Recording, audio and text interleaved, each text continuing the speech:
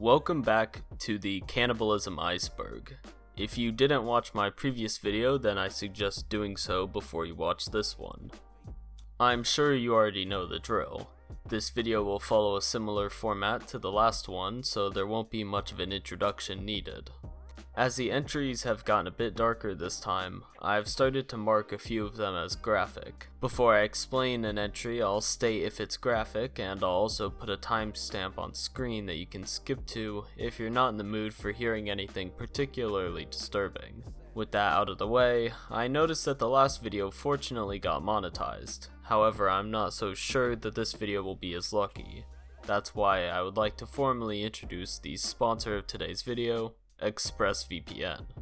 For a limited time, ExpressVPN is offering an extra 3 months of protection absolutely free with a 12-month plan to anyone that goes to expressvpn.com/nightfair.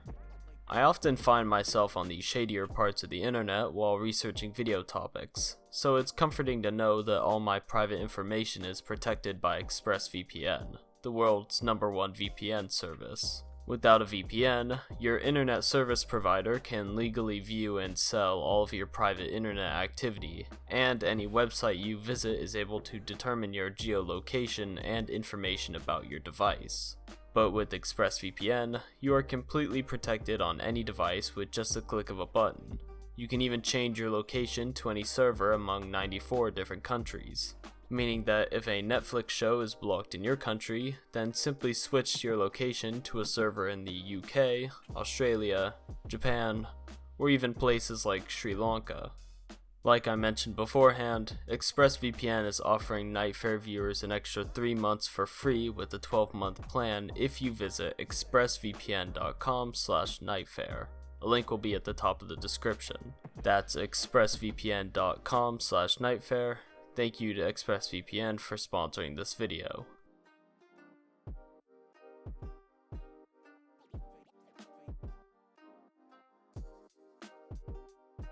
Dorangel Vargas. Dorangel Vargas, also known as the Eater, was a Venezuelan serial killer and cannibal during the late 1900s. He was a homeless man who used to hunt anyone who walked past him at a park in the city of San Cristobal. Once he was caught, he confessed to having killed and eaten at least 10 men in the past 2 years. What's especially disturbing about this man is the way he described to reporters about how he picks his targets and what parts of them to eat, which I will now quote. "Sure, I eat people. Anyone can eat human flesh, but you have to wash and garnish it well to avoid disease. I only eat the parts with muscles, particularly thighs and calves, which are my favorite. I make a very tasty stew with the tongue, and I use the eyes to make a nutritious and healthy soup." Vargas said that he prefers the taste of men to women, and will not eat hands or feet. Quote, "although I've been on the point of trying them on various occasions." He also said that he rejects overweight men because they have too much cholesterol, and the elderly were spared because their flesh is contaminated and very tough. Vargas claims to have been given a number of the bodies he's eaten by an outside party, and some locals claim that he could have possibly been a scapegoat for a shady human trafficking organization, although we'll never know. Edmund Kemper, graphic. Also known as the Co-Ed Killer, Edmund Kemper was a serial killer who was active during the 70s and had been murdering ever since he was 15 years old. Born in Burbank, California, Kemper had always been a problem child, as he tortured and killed animals, often a sign of a child who might grow up to be a serial killer. Due to his troubled behavior, Kemper's mother would keep him locked up in the basement, out of fear that he would assault the other family members. When he was 15 years old and staying at his grandparents' farm, Kemper would shoot and kill his grandmother because he, quote, "just wanted to see what it felt like to kill grandma." Knowing his grandfather would be upset with him for what he had done, he shot and killed his grandfather as well. After being sent to a state hospital, Kemper was able to sweet-talk the psychologist into eventually letting him free, where he was eventually placed into his mother's care. From the years of 1972 to 1973, Kemper would gain a total of 6 more victims by picking up female students who were hitchhiking, taking them to a secluded area, assaulting and killing them, and dumping their bodies in a ravine after taking them home for dissection. Although just once he decided that he would bury the head of a girl in his mother's yard, just for a joke. In April of 1973, Kemper killed his mother with a pick hammer while she slept. After that, he decapitated her and used her head as a dartboard, and attempted to shove her vocal cords into the sink's garbage disposal. He then invited his mother's best friend over and killed her as well.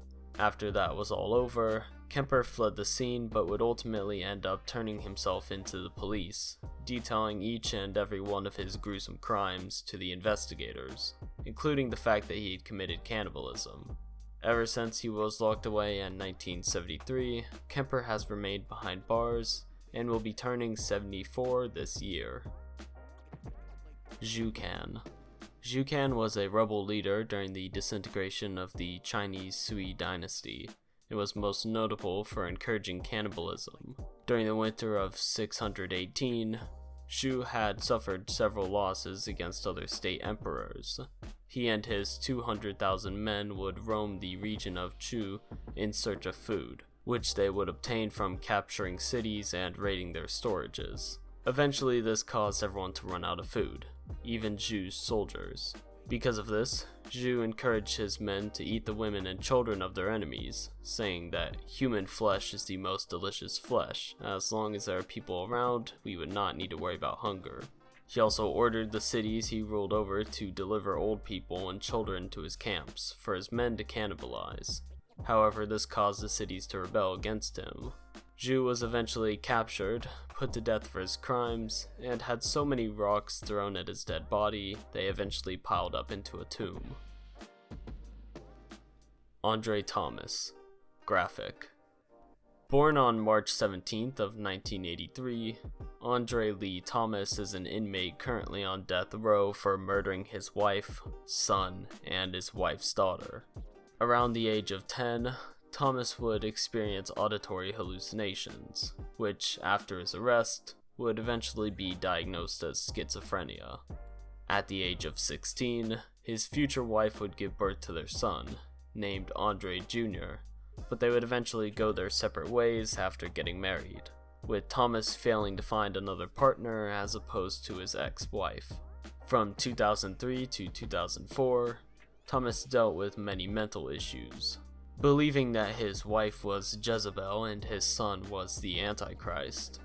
In the spring of 2004, Thomas attempted to take his own life by stabbing himself in the chest, later telling hospital personnel that he was attempting to cross over into heaven. While the hospital prepared psychiatric help, Thomas left the hospital and could not be located by the police department. 2 days after leaving the hospital, he went to his wife's apartment and kicked the door open. His wife's boyfriend was out at work, so she was alone with her son and her newly born daughter. Thomas killed his wife by stabbing her and pulling out a portion of her lung, which he had believed to be her heart. He did the same with the 2 children that were in another room. Thomas again stabbed himself in the chest, but when he realized that he wouldn't die from his wounds, he put his family's organs in his pocket and went home. Once Thomas reached his house, he would call his wife's parents and leave a voicemail, which said, Sherry, this is Andre. I need y'all's help. Something bad is happening to me and it keeps happening and I don't know what's going on. I need some help. I think I'm in hell. I need help. Somebody needs to come and help me. I need help bad. I'm desperate. I'm afraid to go to sleep. So when you get this message, come to my house. Please? Hello? Thomas eventually turned himself into the police, telling officers that he thought God wanted him to kill his family, because there were demons inside of them. While in jail and awaiting trial, Thomas removed one of his own eyes with his bare hands, and quoted Mark 9:47, saying, "If your eye causes you to sin, pluck it out. It is better to enter the kingdom of God with one eye than to have 2 eyes and be thrown into hell." Years after being imprisoned, Thomas would go on to remove his other eye and ingest it, as he said this would prevent the government from reading his thoughts. As I mentioned in the beginning, Thomas is currently on death row, and that's as far as I know. Cannibal of Siberia. Graphic. I'm going to butcher this, but Oleksandr Nikolaevich Spesitstev is a Russian man who was accused of killing up to 80 people and cannibalizing some of his victims. He was active during the years of 1991 to 1996, and normally his victims were homeless children that he lured into his house. Once he had them in his home, he would kill them and then cook them and eat them with the help of his mother. The reason he specifically targeted homeless children was because he saw them as detrimental to society and took it upon himself to cleanse his country. As Oleksandr discarded his victims' body parts into a local river, it was only then that police started to think that maybe a serial killer was present in Siberia. However, considering the social standings of the victims, the reports weren't taken as seriously as they should have been, meaning that Oleksandr could continue his murder spree that had been going on for the past 5 years. In 1996, a pipe leakage originating from Oleksandr's apartment caused neighbors to call a plumber, but considering no one was home, the plumber resorted to force for opening the apartment door.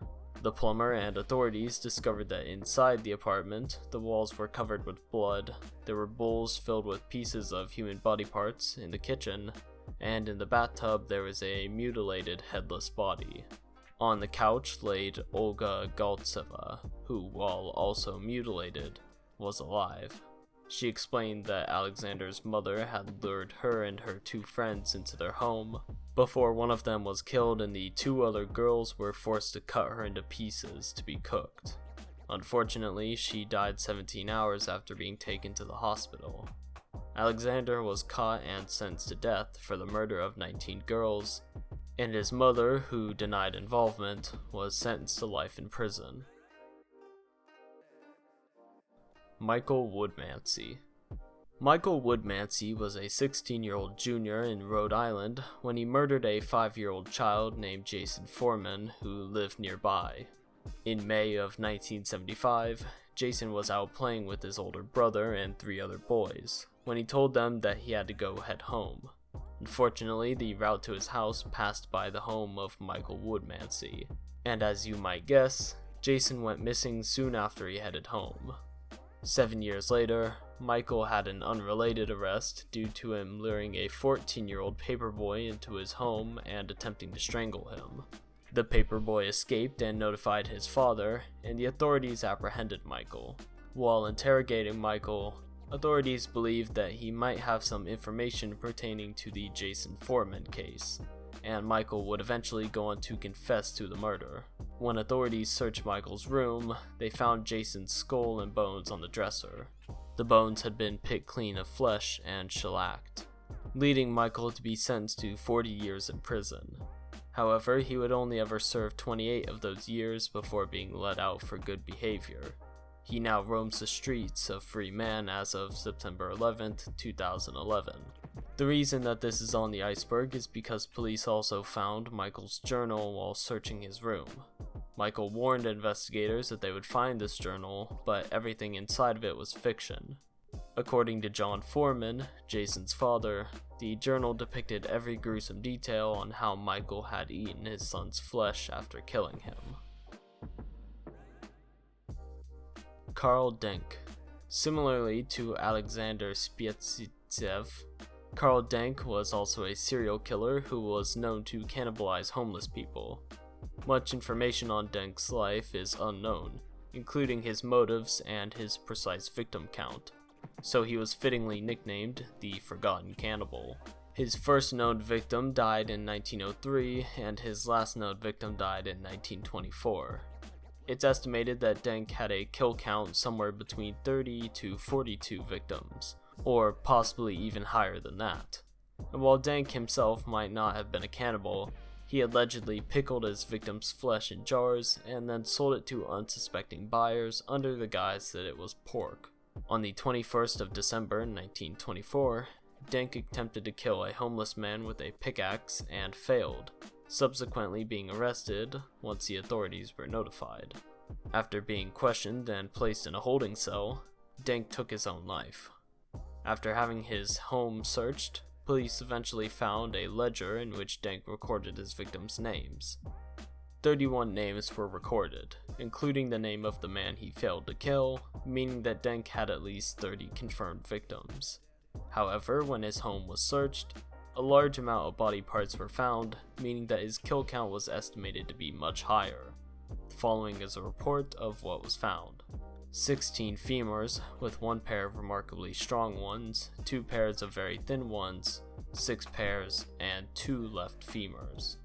15 medium-sized pieces of long bones, 4 pairs of elbow bones, 7 heads of radii, 9 lower parts of radii, 8 lower parts of the elbow, a pair of upper shin bone, a pair of lower elbows and radii, of which extremities still remain well connected, a pair of upper arms and a pair of upper arm heads, a pair of collarbones, 2 shoulder blades, 8 heels and ankle bones, 122 toes and phalanx, 65 feet and metacarpal bones, 5 first ribs, and 150 pieces of ribs.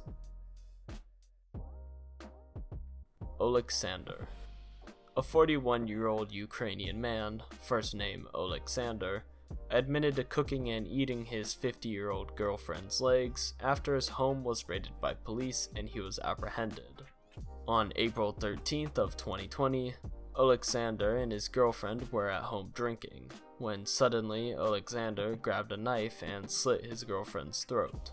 After making sure she was dead, he hacked off her legs and put the rest of her body in a sack that he dragged 500 meters away from his house and dumped into the local river.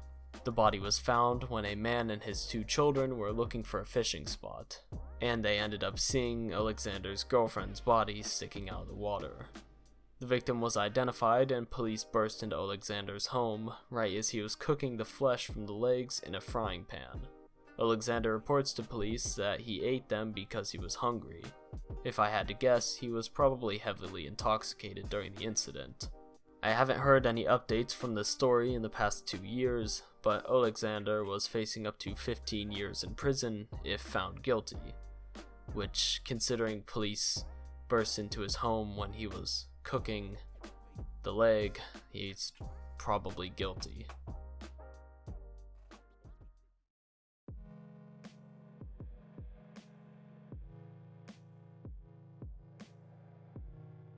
Liver-Eating Johnson.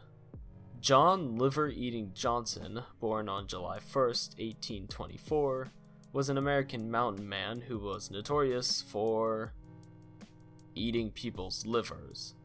The story goes that in 1847, Johnson's wife was killed by a member of the Native American Crow tribe, which prompted Johnson to exact his revenge against the tribe.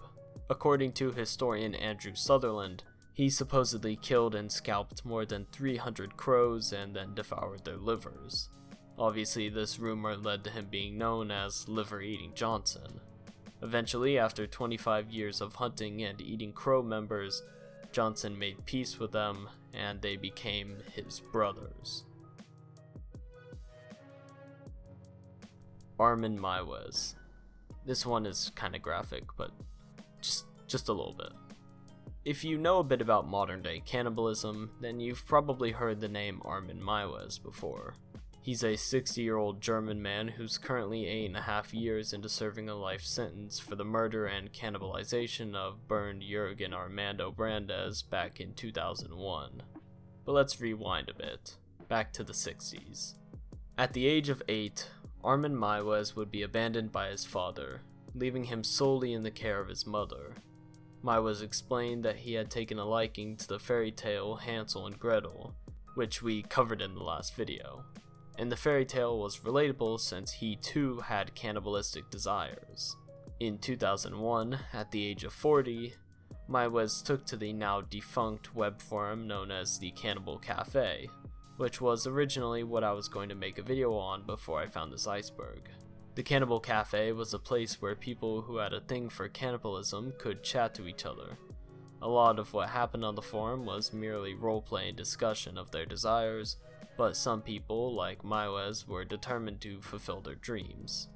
Meiwes posted an advertisement on the web forum stating that he was looking for a normally built 18 to 25-year-old to be slaughtered and then consumed. Many people responded to the request, but just as many ended up backing out, all except Bern Jürgen Armando Brandes, who was a 43-year-old engineer from Berlin. The two met on March 9th of 2001 and recorded the entire ordeal, where Brandes confirmed on tape that he was completely fine with whatever was about to happen to him. Luckily, all the footage of this event has either been destroyed or is locked up by German authorities.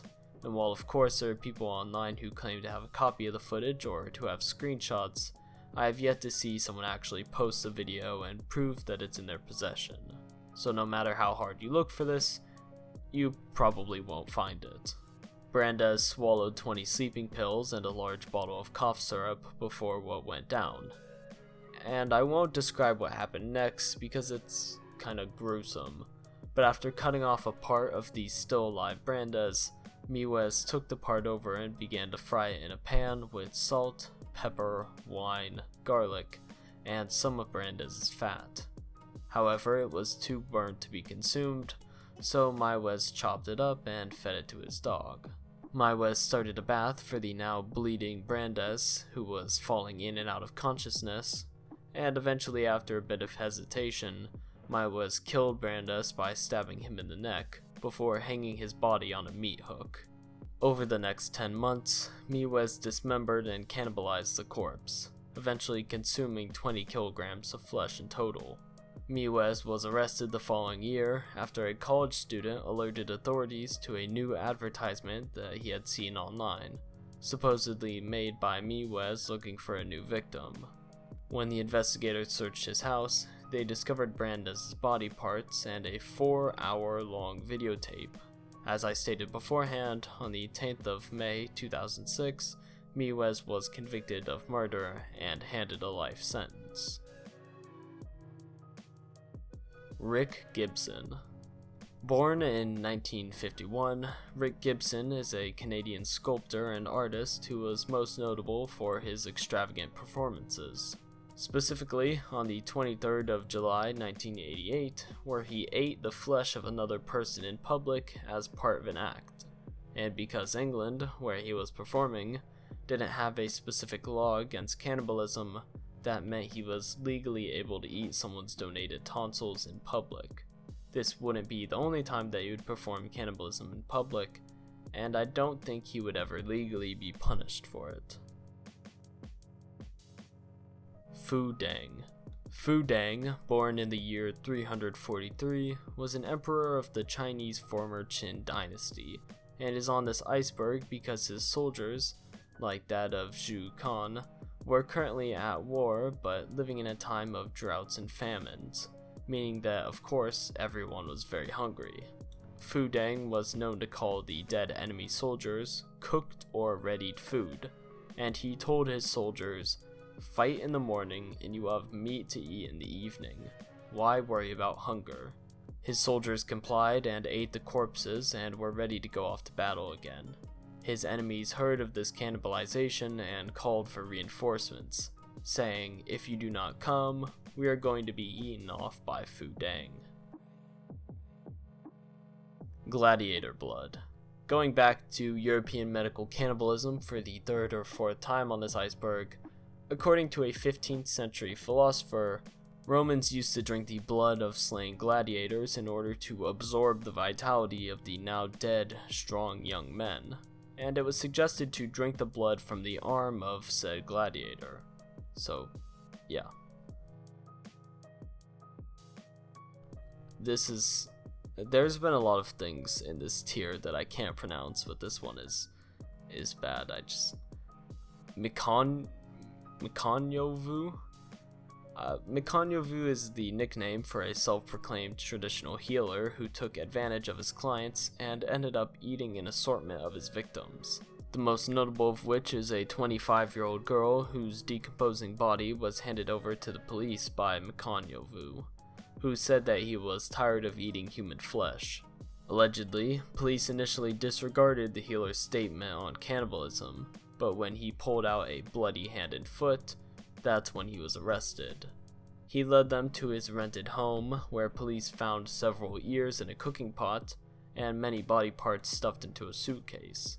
Obviously, this upset the local community, because someone who falsely promised to heal the citizens would end up feasting on them and their desires for his own gain.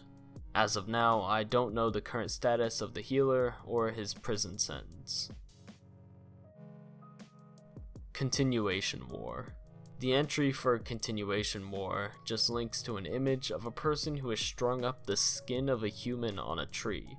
The image is from the 15th of December 1942, and the Wikipedia description reads as follows: Finnish soldiers displaying the skins of Soviet soldiers near a strand of a lake during the Continuation War on the 15th of December in 1942.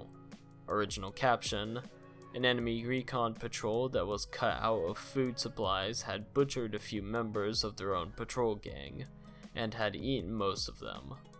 The Continuation War was a war fought during World War II between Finland and the USSR, because Finland at the time was allied with Germany for the sake of recovering lost land from the USSR. So as the caption says, a Soviet recon patrol ran out of food and decided to skin and eat their own members of said patrol group. It's definitely a creepy picture, so I'm not going to recommend that you go looking for it, and I'm not going to show it up on screen, although it's certainly not as bad as other things we've covered. And that was the end of part 2. There were so many entries to cover that I couldn't get to them all, so if you enjoyed these topics, I would suggest checking out the original Iceberg, link in the description. Of course, do so at your own risk, as the further we move down the iceberg, the more disturbing and not safe for life it gets. Also, as we move further down, there are going to be a lot less entries per tier, meaning that I won't be able to start skipping the graphic entries, so prepare yourself for the following video. I'm glad that so many of you enjoyed last video's format, and I appreciate all the feedback. If you have any suggestions for future videos, then hit me up at nightfairinquiries@gmail.com or on Twitter at twitter.com/nightfair_YT. As always, thank you for watching, and good night.